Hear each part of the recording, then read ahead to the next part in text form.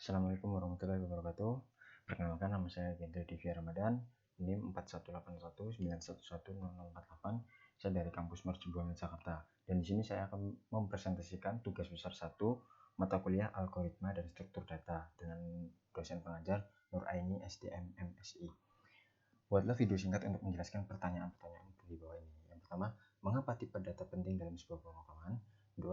Jelaskan apa itu percabangan dan jenis-jenis percabangan dan penerapannya dalam pembuatan program. 3. Jelaskan bentuk-bentuk perulangan sederhana dan perulangan bersarang. Yang keempat, bagaimana cara membuat fungsi dalam bahasa C++ atau cara penamaan fungsi, pendeklarasian fungsi, pembuatan parameter dan pemanggilan fungsi, dan nilai balik. 5. Jelaskan cara pembuatan program di bawah ini. Itu membuat program yang dapat menguji apakah bilangan bulat kedua merupakan kelipatan dari bilangan bulat pertama. Baik, yang pertama, mengapa tipe data penting dalam sebuah pemrograman? Tipe data dibutuhkan agar compiler mengetahui bagaimana data akan digunakan. Pemrograman komputer terdiri dari beberapa tipe data yang umumnya bisa digunakan untuk menentukan nilai dari data. Ada beberapa tipe data yang digunakan untuk pengembangan program, di antaranya integer, floating point, char, string, boolean, dan array. Berikut penjelasan masing-masing tipe data. Yang pertama, integer. Tipe data integer atau bilangan bulat adalah tipe data numerik yang biasa digunakan apabila bertemu dengan bilangan bulat. Program yang menggunakan tipe data integer ini tidak mendukung penggunaan huruf. Numerik ini mencakup semua bilangan bulat tanpa pecahan desimal. Contoh 1, 27, minus 12, 100, dan lain sebagainya. Yang kedua, floating point. Jika integer berbentuk bilangan bulat, floating point adalah tipe bilangan pecahan yang menangani bilangan desimal. Tipe data ini memiliki bagian desimal di akhir angka atau memiliki titik. Terdapat beberapa jenis data floating seperti float ganda, float tunggal, dan float quadruple. Jenis float ini dibedakan menurut banyaknya penggunaan total bit dari yang terkecil hingga yang terbesar, dari 24 bit sampai 128 bit. Float atau real number ini cocok digunakan untuk variabel yang berisi angka pecahan seperti hasil dari pembagian dan hasil dari komputasi numerik yang tidak bisa ditampung oleh tipe data integer. Yang ketiga, karakter atau char. Tipe data ini digunakan untuk menyimpan angka, huruf, simbol, tanda baca, atau spasi kosong. Char membutuhkan 1 bit atau 8 bit ruang di dalam memori untuk menyimpan sebuah karakter. Tipe data char tidak memiliki batasan dan dalam penggunaannya dengan menggunakan tanda kutip. Yang keempat, string. Tipe data string terdiri dari kumpulan karakter yang mencakup angka, huruf, dan jenis karakter lainnya seperti teks biasa. String seringkali dianggap sebagai tipe dasar karena data string paling sering digunakan oleh para programmer. String mewakili data bersifat alfanumerik, di mana meskipun karakter berupa karakter angka, tersebut tetap dianggap sebagai teks. Layaknya char, tipe data string diawali dan diakhiri dengan tanda kata kutip.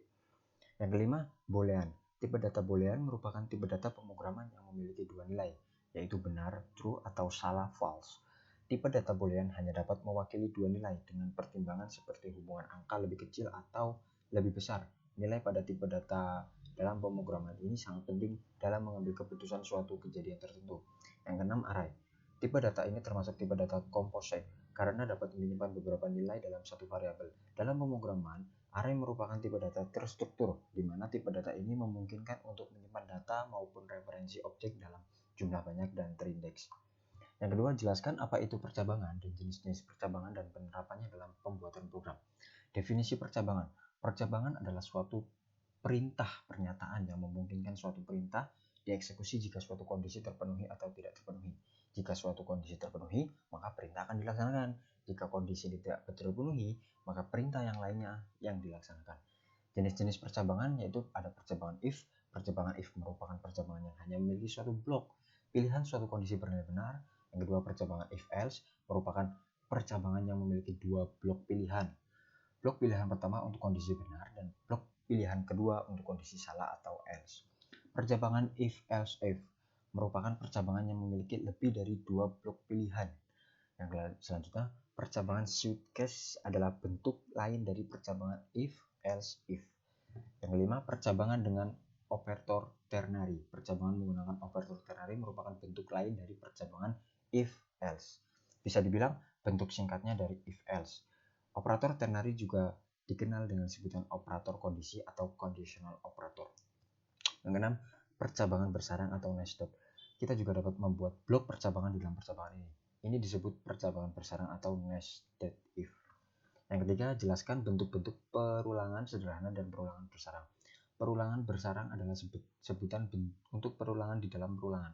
Konsep seperti ini sering dipakai untuk memecahkan masalah programming yang cukup kompleks. Semua jenis perulangan bisa dibuat dalam bentuk perulangan bersarang, termasuk perulangan for, while, dan do while dalam bahasa Inggris. Perulangan bersarang ini dikenal dengan sebutan nested loop. Perulangan bersarang atau nested loop. Perulangan bersarang atau nested loop adalah struktur perulangan yang berada di dalam struktur perulangan lainnya. Pada umumnya, struktur perulangan yang berada di dalam struktur perulangan lainnya memiliki hubungan yang saling terkait dalam menyelesaikan sebuah kasus komputasi. Jika struktur perulangan luar atau struktur perulangan yang menampung struktur perulangan lain di dalamnya tidak memiliki hubungan terkait dan tidak memiliki kepentingan dalam melakukan proses komputasi, sebaliknya jangan lakukan perulangan bersarang atau nested loop, karena hanya akan menghabiskan waktu eksekusi yang sia-sia dan program berjalan tidak optimal. Oke, mari kita lihat bagaimana bentuk perulangan bersarang. Yang keempat, bagaimana cara membuat fungsi dalam bahasa C++ atau cara penamaan fungsi, pendeklarasian fungsi, pembuatan parameter, dan pemanggilan fungsi dan nilai balik. Pengertian fungsi pada C++. Fungsi adalah sekumpulan perintah yang dapat menerima argumen input dan dapat memberikan hasil output yang dapat berupa nilai ataupun sebuah hasil operasi. Fungsi merupakan suatu bagian dari program yang dimaksudkan untuk mengerjakan suatu tugas tertentu dan letaknya terpisah dari program yang memanggilnya. Fungsi merupakan elemen utama dalam bahasa C karena bahasa C sendiri terbentuk dari kumpulan fungsi. Dalam setiap program bahasa C, minimal terdapat satu fungsi yaitu main. Fungsi banyak diterapkan dalam program-program C yang terstruktur. Fungsi terdiri dari dua jenis, fungsi built-in dan fungsi user-defined. Fungsi built-in adalah fungsi standar yang sudah siap untuk digunakan karena sudah terdapat dalam compiler bahasa pemrograman. Sedangkan fungsi user-defined adalah fungsi yang didefinisikan oleh pemrograman. Fungsi yang akan dibicarakan sekarang adalah fungsi user-defined. Nama fungsi yang didefinisikan sendiri oleh pemrograman tidak boleh sama dengan nama fungsi built-in pada compiler C++. Fungsi digunakan agar pemrograman dapat menghindari penulisan bagian program atau kode berulang-ulang dengan kode yang sama, dapat menyusun kode program agar terlihat lebih terstruktur dan kemudahan dalam debugging program, atau mempunyai readability yang tinggi sehingga lebih mudah untuk dikembangkan. Parameter fungsi pada C++. Pada saat pemanggilan dan pendefinisian suatu fungsi, terdapat parameter fungsi. Terdapat dua jenis parameter, yaitu parameter normal, parameter formal, dan parameter aktual. Parameter formal adalah parameter yang ada pada daftar parameter dalam definisi fungsi. Parameter aktual adalah parameter yang dipakai dalam pemanggilan fungsi. Pemanggilan fungsi secara nilai atau call by value. Call by value akan menyalin nilai dari parameter aktual ke parameter formasi. File yang dikirimkan ke fungsi adalah nilai dari datanya, bukan alamatnya, memori letak dari datanya.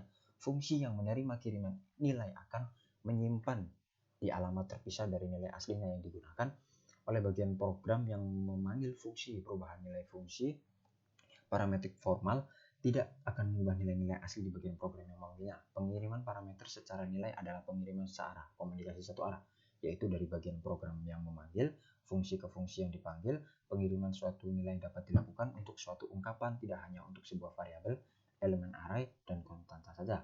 B. Pemanggilan secara referensi, call by reference. Pemanggilan secara referensi merupakan upaya untuk melewatkan alamat dari suatu variabel ke dalam fungsi. Alamat yang dikirimkan ke fungsi adalah alamat letak dari nilai datanya, bukan nilai datanya. Fungsi yang menerima kiriman alamat ini akan menggunakan alamat yang sama untuk mendapatkan nilai datanya. Hal ini dapat dilakukan di mana parameter formal diawali dengan operator alamat, dan parameter yang menggunakan operator dan adalah parameter yang bersifat output atau bersifat input atau output. Perubahan nilai pada fungsi akan mengubah nilai asli di bagian program yang memanggil fungsi. Pengiriman parameter secara referensi adalah pengiriman dua arah atau komunikasi dua arah, yaitu dari fungsi pemanggil ke fungsi yang dipanggil dan juga sebaliknya. Pengiriman secara acuan tidak dapat dilakukan untuk suatu ungkapan.